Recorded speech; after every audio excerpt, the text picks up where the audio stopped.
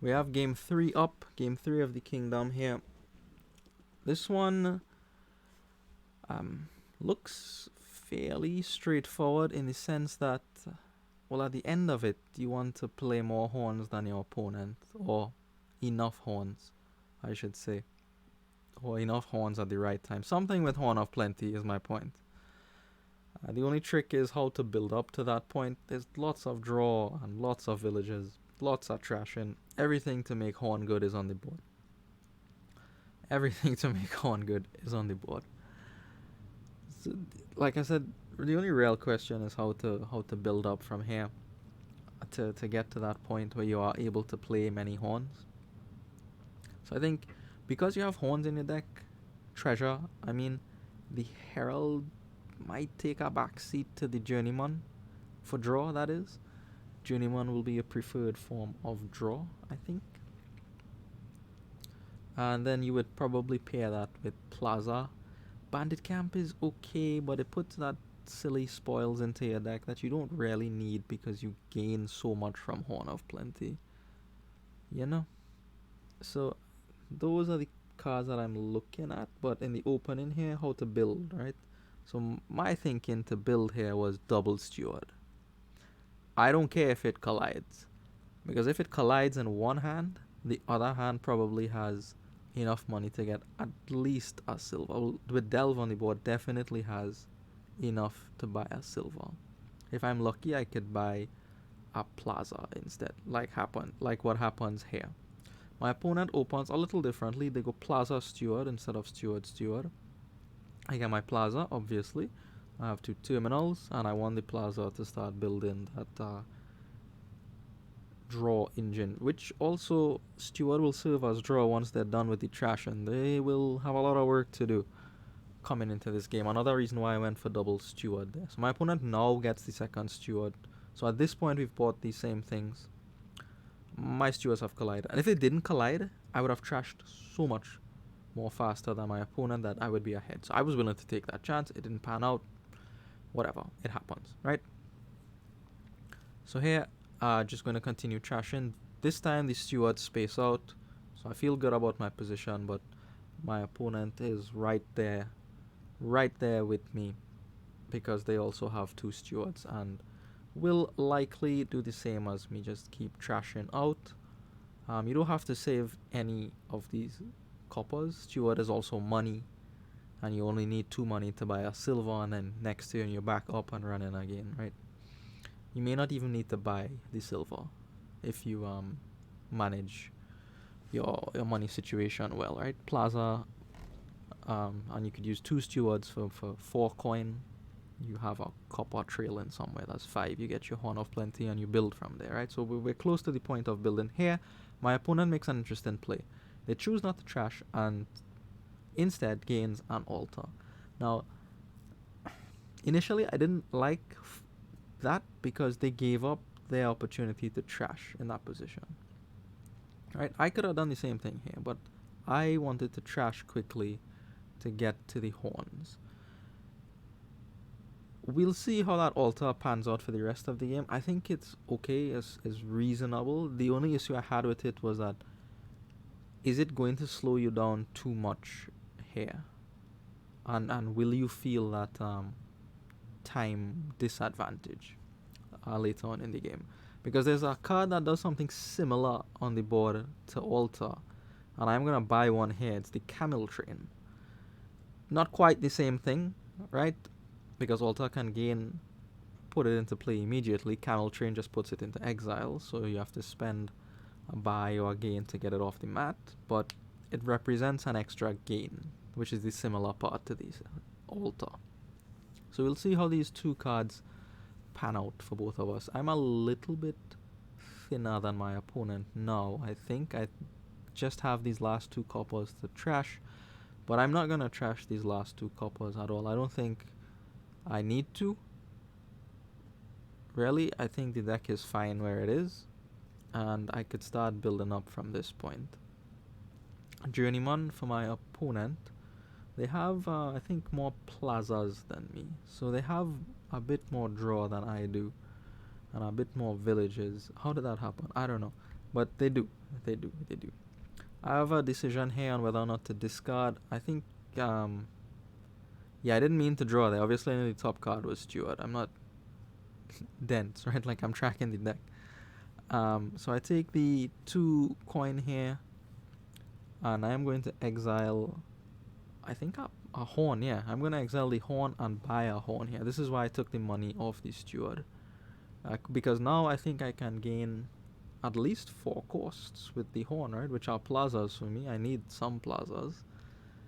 Not too critical. I have heralds for actions if I really have to go there, but I would prefer the plazas. So I get a pair of horns here.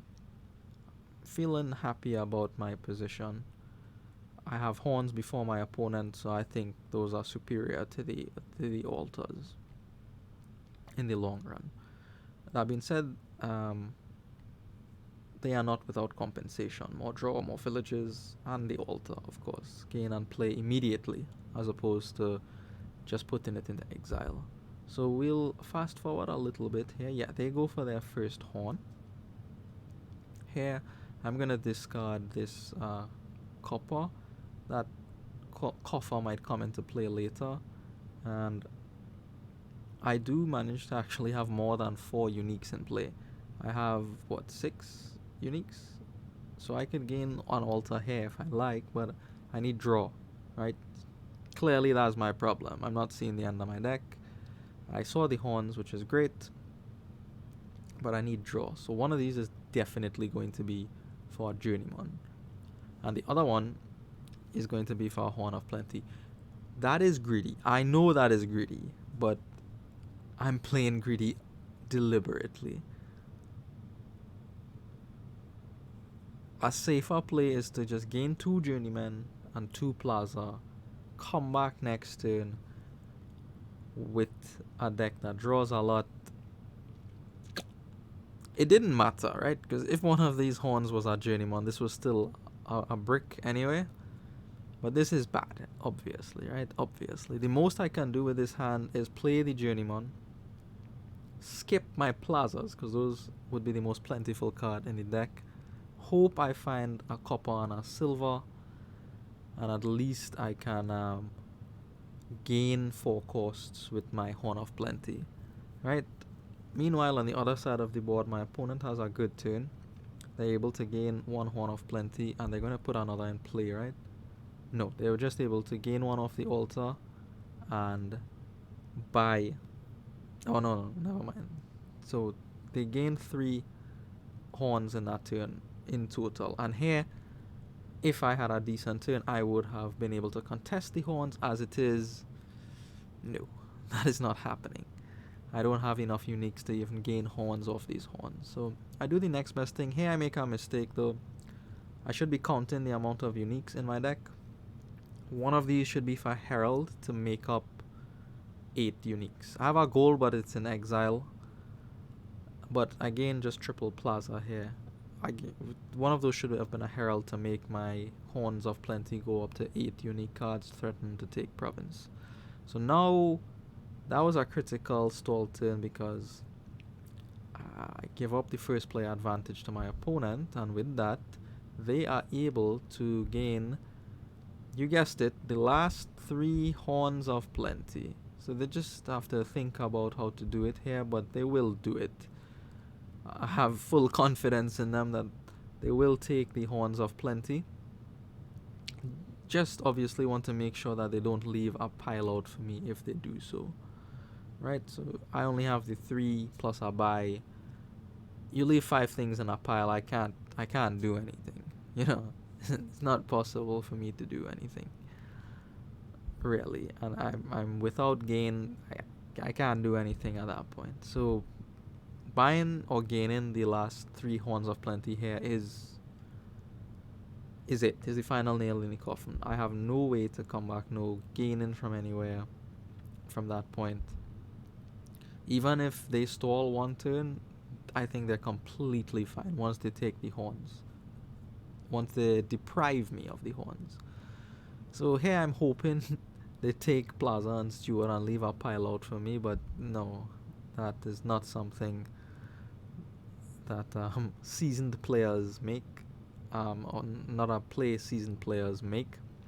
So the best I could do here, right? The only thing I could do here is hope they have a hand of 5 horns of plenty, a complete solid brick wall.